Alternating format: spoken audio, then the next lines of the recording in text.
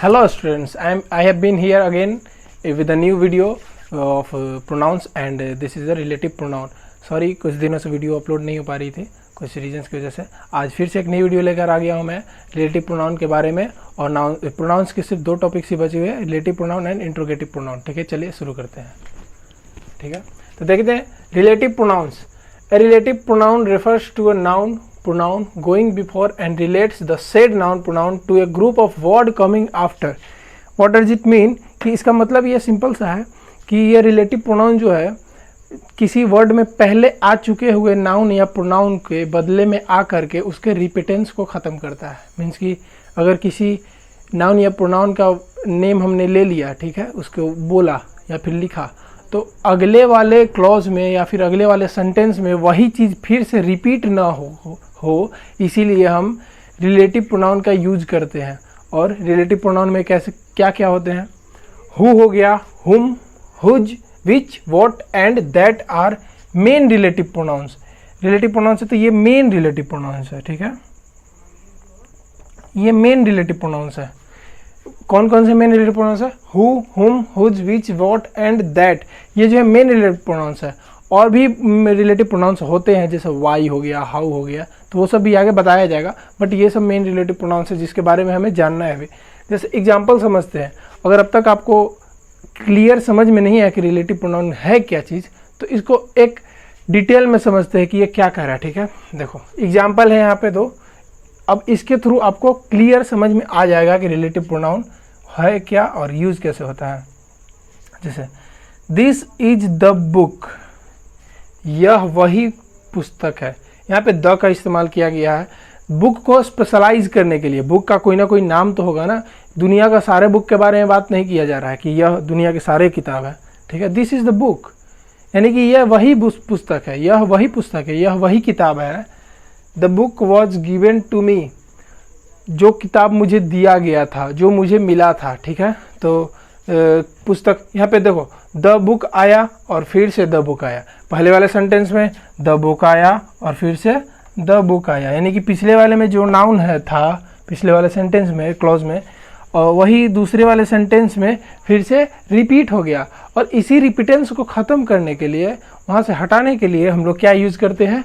Relative pronoun का use करते हैं। जैसे देखते हैं दिस इज़ द बुक, फिर से वही चीज़ है, पहले वाले सेंटेंस में कोई चेंजिंग नहीं है। ठीक है, दिस इज़ द बुक, यह वही पुस्तक है, वही किताब है।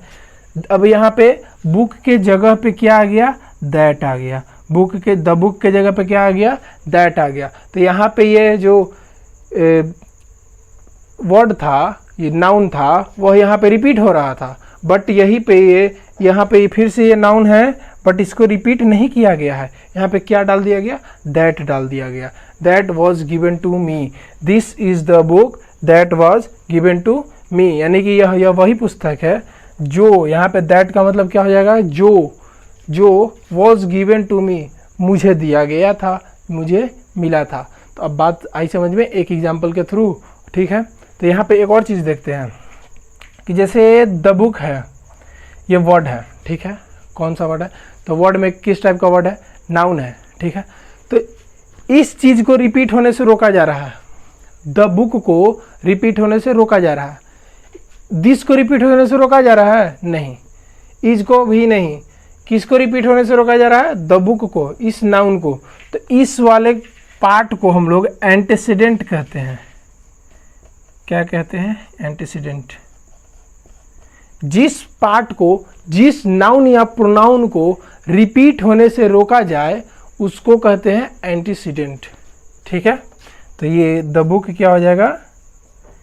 एंटीसीडेंट।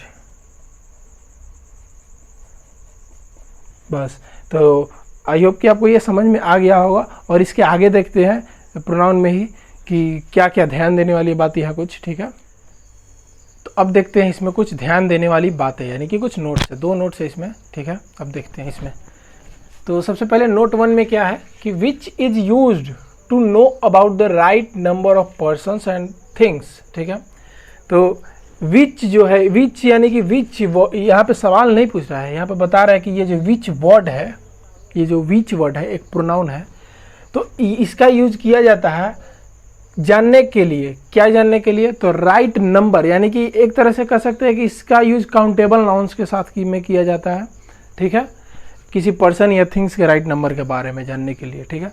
जैसे the chairs which are broken are of no use, जो कुर्सियाँ टूटी हैं वे किसी काम की नहीं है, ठीक है, उनका कोई काम नहीं है। तो चेयर्स है तो यानी कि उसको गिन सकते हैं, काउंटेबल नाउन हुआ। तो ऐसा कह सकते हैं कि जो विच का यूज जब होगा तो वह काउंटेबल नाउन के साथ में किया जाएगा, ठीक है। नंबर के बारे में, क्वांटिटी जानना है नंबर में, वो भी काउंटेबल में।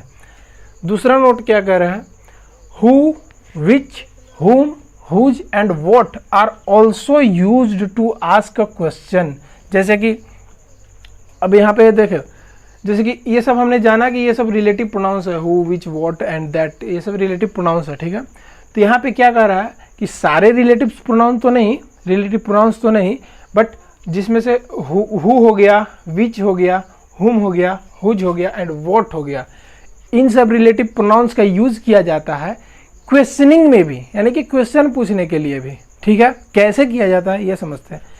इन this case these are called interrogative pronouns. अब इंटेरोगेटिव प्रोनाउंस अगला टॉपिक है हमारा, बट इसमें थोड़ा सा डिटेल्स हमको मिल गया कि जब क्वेश्चन पूछने के लिए who, which, whom, whose and what का इस्तेमाल किया जाएगा क्वेश्चनिंग में, तो तभी उन लोगों को हम इंटेरोगेटिव प्रोनाउंस कहेंगे। तो इसमें थोड़ा डिटेल मिल गया नेक्स्ट टॉपिक के बारे में। और जानते हैं कैसे, जैसे कि हु आर यू, जैसे कि तुम कौन हो, तो हु, यहाँ पे हु का इस्तेमाल किया जा रहा है क्वेश्चन पूछने के लिए कि तुम कौन हो बताओ यार। हुम डू यू लव, तुम किससे प्यार करते हो, तो ये भी क्वेश्चन पूछ रहा है कि तुम किससे प्यार करते हो, हुम डू यू लव।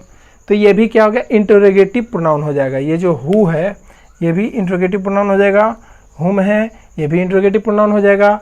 और हुज इज दिस बुक, यह पुस्तक किसकी है, यह किसकी किताब है, तो यहाँ पे हुज का भी इस्तेमाल क्वेश्चन पूछने के लिए किया जा रहा है। तो ये भी क्या हो जाएगा, एक इंटरोगेटिव प्रोनाउन हो जाएगा। इसी तरह से जैसे कि और भी हो गया, बच गया, विच हो गया एंड व्हाट हो गया, तो इन सब का भी इस्तेमाल किया जा सकता है क्वेश्चनिंग के लिए, ठीक है। तो अब आगे देखते हैं इसी में। तो अब देखते हैं नोट 3, ध्यान देने वाली तीसरी बात क्या है इसमें। When we ask a question by adding a noun with interrogative pronouns, they are called as interrogative adjectives.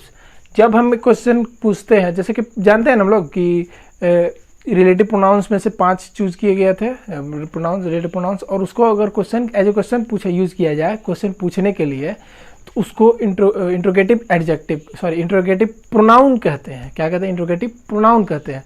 तो जब उन्हीं इंट्रोगेटिव प्रोनाउंस के जस्ट बगल में कोई नाउन ऐड करके हम क्वेश्चन पूछते हैं, क्वेश्चन बनाते हैं, तब उन इंट्रोगेटिव प्रोनाउंस को इंट्रोगेटिव एडजेक्टिव्स कहते हैं, ठीक है। ये बात हमने पहले भी जाना है। हर एक प्रोनाउंस के साथ में ऐसा होता ही है कि कोई भी प्रोनाउन के जस्ट बगल में कोई अगर नाउन आता है तो उस प्रोनाउन को प्रोनाउन नहीं कहते हैं, उस प्रोनाउन को फिर क्या कहते हैं, एडजेक्टिव कहते हैं, ठीक है। यही चीज इसमें भी है, इस नोट 3 में।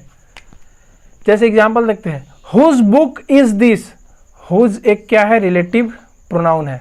तो अब यहाँ पे हुज के जस्ट बगल में क्या आ गया, एक नाउन आ गया, आया कि नहीं आया। तो ये जब नाउन आ गया तो ये जो हुज है अब इंट्रोगेटिव एडजेक्टिव कहलाएगा, इंट्रोगेटिव प्रोनाउन नहीं कहलाएगा। सेम एज यहाँ पे विच है, तो विच एक इंट्रोगेटिव एडजेक्टिव है, तो विच के साथ क्या लग गया, नाउन आ गया एक जस्ट बगल में। तो अब इसको हम क्या कहेंगे, इंट्रोगेटिव एडजेक्टिव कहेंगे, प्रोनाउन नहीं कहेंगे। व्हाट है, ये भी इंट्रोगेटिव प्रोनाउन है, और इसके जस्ट बगल में एक नाउन आ गया, तो अब इसको भी हम, इस विच को भी, व्हाट को भी क्या कहेंगे, इंट्रोगेटिव एडजेक्टिव। तो ये जो तीनों हमारे पास वर्ड्स आए, प्रोनाउंस आए, इंट्रोगेटिव प्रोनाउंस आए, इन तीनों इंट्रोगेटिव प्रोनाउंस को हम क्या कहेंगे, इंट्रोगेटिव एडजेक्टिव्स कहेंगे, इंटेरोगेटिव एडजेक्टिव्स, ठीक है। So that's all for this video, and मिलते हैं नेक्स्ट टॉपिक में एक नई वीडियो के साथ। टिल देन देखो, सोचो, पूछो और सीखो।